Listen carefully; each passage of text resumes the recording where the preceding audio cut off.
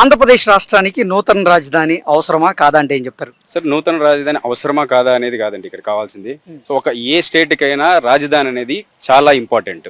So ఇప్పుడు for example A competitive ఎగ్జామ్లో నేను చదువుకునే రోజుల్లో ఏ కాంపిటేటివ్ ఎగ్జామ్స్ తీసుకున్నా సో దేశ రాజధాని అనేది రాష్ట్ర రాజధాని అనేది మినిమం క్వశ్చన్.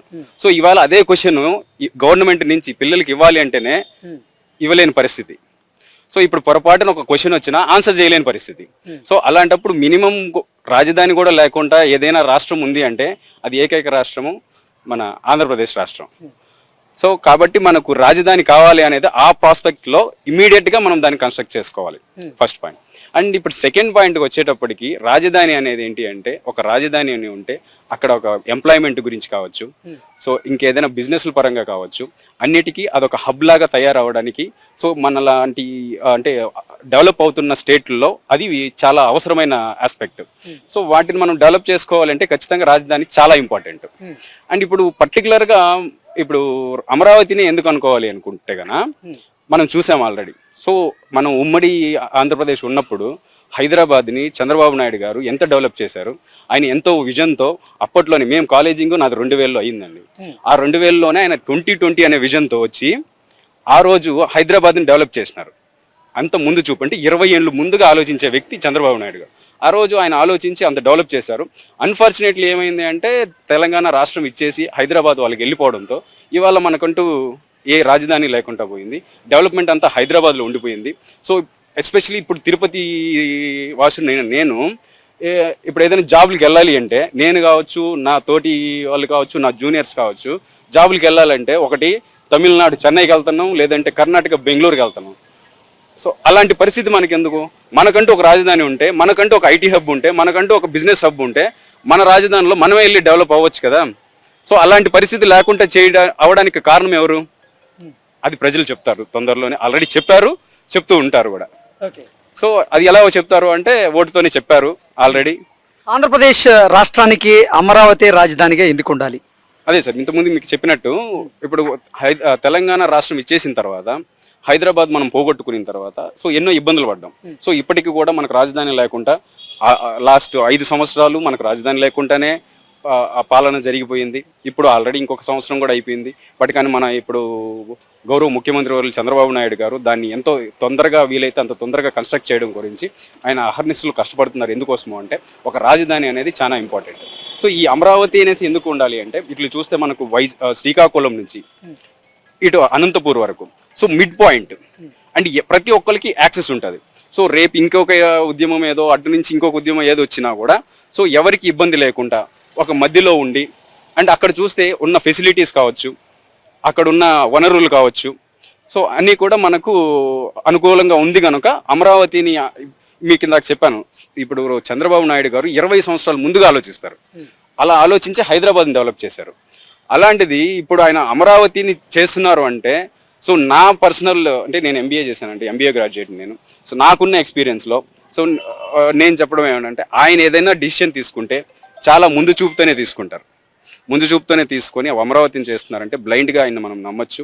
అండ్ అది ఆయన చేస్తున్నారనేది పక్కన పెడితే మాకున్న ఎక్స్పీరియన్స్తో అంటే నేను చూసిన విధానాలు చూస్తే అది అందరికీ కూడా యాక్సెసిబుల్. ఇప్పుడు మేము ఇవాళ ఇప్పుడు బస్ ఎక్కామంటే 6 గంటల్లో అమరావతికి చేరుకుంటాం. అలాగే శ్రీకాకుళం వాళ్ళు బస్ ఎక్కారంటే 6 గంటల్లో అమరావతికి వస్తారు. సో 6 గంటల్లో ఆ రాజధానికి చేరుకునే అవకాశాలు ఉన్నప్పుడు ఇంకెంతకు మించి ఏం కావాలా? సో అమరావతి అనేది అండ్ ఒక చేరుకోవడం గురించేనే కాదు, అక్కడున్న వనరులు కావచ్చు, అక్కడున్న ఫెసిలిటీస్ కావచ్చు, అక్కడ ఆల్రెడీ బిల్డ్ చేసిన ఇన్ఫ్రాస్ట్రక్చర్ కావచ్చు, అండ్ ఆల్రెడీ అక్కడ మన గవర్నమెంట్ ప్రొక్యూర్ చేసుకున్న ల్యాండ్ కావచ్చు, కన్స్ట్రక్ట్ చేసిన బిల్డింగ్స్ కావచ్చు, ఇవన్నిటిని కూడా మనము ఉన్న వాటిని యూటిలైజ్ చేసుకొని బిల్డ్ చేయాలి. లేని వాటి గురించి 3 రాజధానులు అదేదో మనము ఫారిన్లో ఉన్నట్టు అవన్నీ ఇక్కడ వర్కౌట్ కాదండి. ఓకే, అంటే గతంలో కొన్ని పార్టీలేమో 3 రాజధానులు ఉండాలని చెప్తున్నాయి.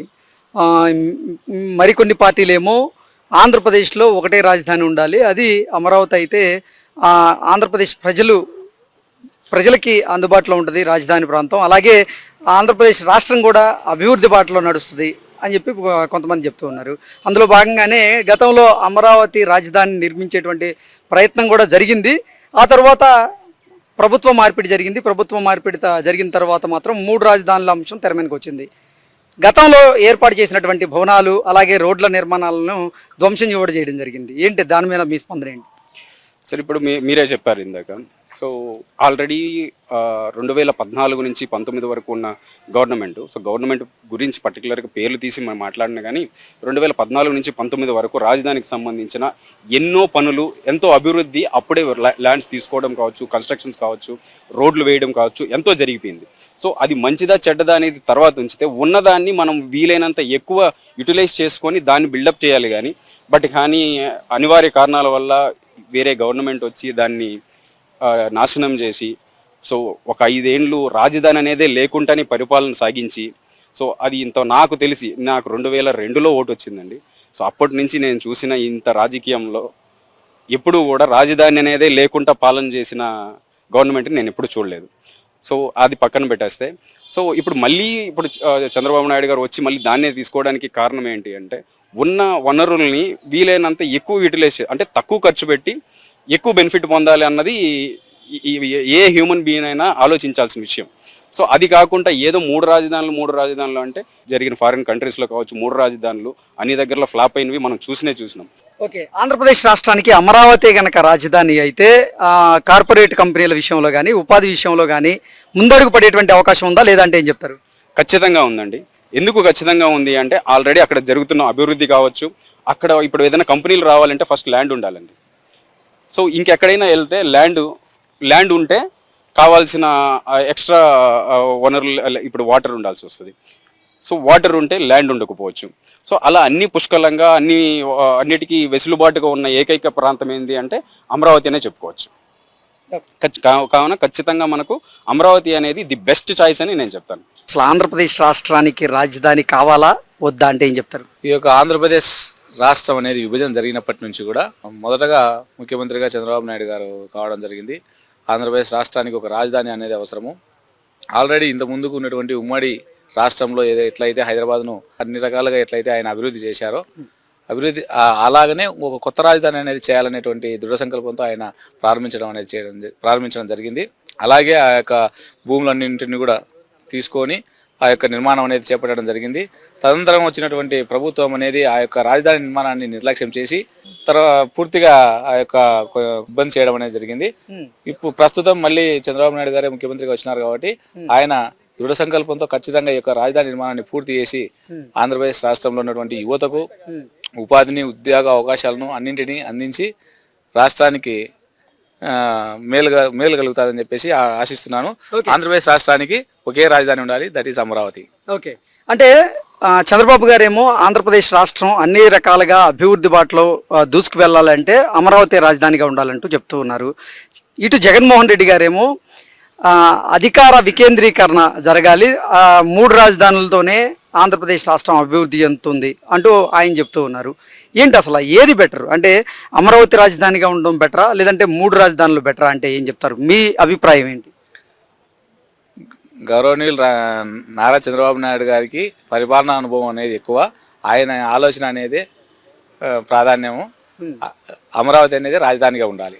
ఓకే, అంటే 2014 నుంచి 2019 మధ్య కాలంలో చంద్రబాబు గారు ఆంధ్రప్రదేశ్కి అమరావతి రాజధానిగా ఉండాలని నిర్ణయించి ఆయన ఎన్నో పనులకి శ్రీకారం చుట్టి ఆ పనులను ప్రారంభించేటువంటి ప్రయత్నం కూడా చేశాడు. రోడ్ల నిర్మాణం జరిగింది, ప్రభుత్వ భవనాలను కూడా అక్కడ నిర్మించేటువంటి ప్రయత్నం జరిగింది. అయితే ఆ తర్వాత అధికార మార్పిడి జరగడం వల్ల జగన్మోహన్ రెడ్డి గారి అధికారంలోకి రావడం, ఆయన నేను అమరావతినే రాజధానిగా కొనసాగిస్తున్నాను అంటూ మాటిచ్చి మళ్ళీ 3 రాజధానుల అంశాన్ని తెర మీదకి తీసుకొచ్చారు.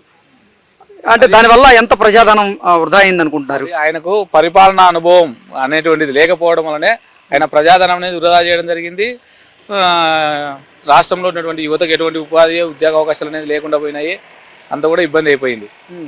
కానీ ఇప్పుడు ప్రస్తుతం వచ్చేసి కేంద్ర ప్రభుత్వం ఆర్థిక సహాయంతో కానీ రాష్ట్రంలో ఉన్నటువంటి ఆర్థికంగా ఉన్నటువంటి పరిస్థితితోనూ చంద్రబాబు నాయుడు గారు ఖచ్చితంగా రాజధాని నిర్మాణాన్ని పూర్తి చేస్తారు ఖచ్చితంగా ఆయన. ఓకే, అంటే అసలు తెలంగాణ అంటే అందరికి గుర్తొచ్చేది హైదరాబాద్ అంటే అందరికి టక్కున గుర్తొచ్చేది మళ్ళీ హైటెక్ సిటీ రూపకర్త అనగానే చంద్రబాబు గారి పేరు చెప్తారు అందరు చాలా మంది. ఇప్పుడు హైదరాబాద్కి ధీటుగా అమరావతి డెవలప్ కాబోతోందా అంటే ఏం చెప్తారు? ఖచ్చితంగా అవుతుందని చెప్తాను. ఎందుకంటే ఈ చంద్రబాబు నాయుడు గారికి ఆయన యొక్క ఆలోచన, ఆయన ముందస్తు ఆలోచన అనేది అది కూడా ఆయన టెక్నాలజికల్గా ఆలోచిస్తాడు కాబట్టి ఖచ్చితంగా నిర్మాణం అనేది చేస్తాడు ఆయన. ఆ నమ్మకం అనేది ఉంది ఖచ్చితంగా. Please subscribe to Leo News for more videos.